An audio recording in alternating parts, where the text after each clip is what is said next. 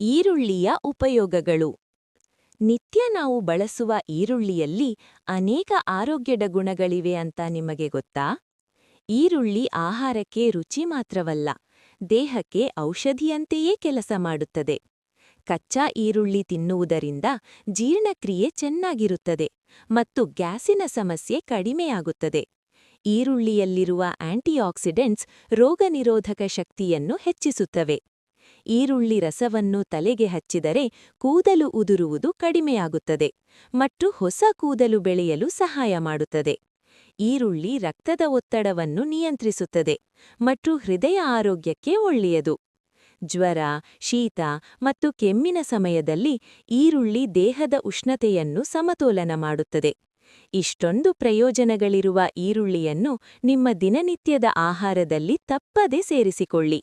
ಸಣ್ಣ ಈರುಳ್ಳಿ, ಆದರೆ ದೊಡ್ಡ ಆರೋಗ್ಯದ ಲಾಭ.